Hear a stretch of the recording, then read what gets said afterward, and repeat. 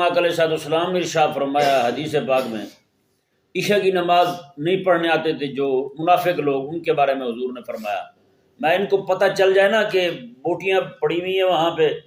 یا پائے بنے ہوئے ہیں مسجد میں، آقا علیہ السلام نے ارشاد فرمایا کہ پھر یہ پاؤں سے چل بھی نہ سکتے تو نیچے گھسڑتے ہوئے آتے،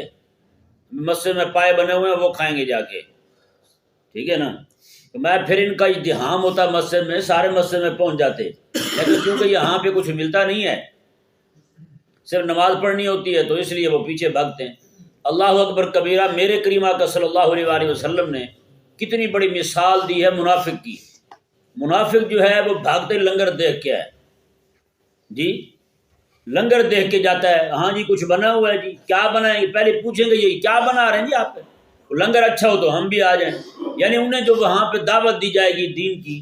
دین کا بیان ہوگا، قرآن و سنت بیان کی جائے گی، اس کے ساتھ انہیں کوئی غرض نہیں ہے جی، انہیں کھانے کے ساتھ ہی غرض ہوتی ہے، اسی لیے اشتہار پہ لکھا جاتا ہے فلانی فلانی چیز جو ہے وہ بنائی جائے گی۔ جیسے یہاں پہ ملتان روڈ پہ بڑے بڑے اشتہار لگائے جاتے ہیں، بڑے بڑے پین فلیکس لگے ہوتے ہیں، دعوت ہریسہ ہیں جی، اس میں حضور کے میلاد کا بھی نام نہیں ہے، اشتہار چھپتے ہیں میلاد کا نام اونچا لکھا ہوتا ہے، بڑا بڑا لکھتے ہیں، لیکن انہوں نے کیا کیا، انہوں نے دعوت ہریسہ لکھنا شروع کر دیا ہیں جی، لوگوں کو پتہ چلے کہ ہریسہ ہی ہے وہاں پہ اور کچھ نہیں ہے۔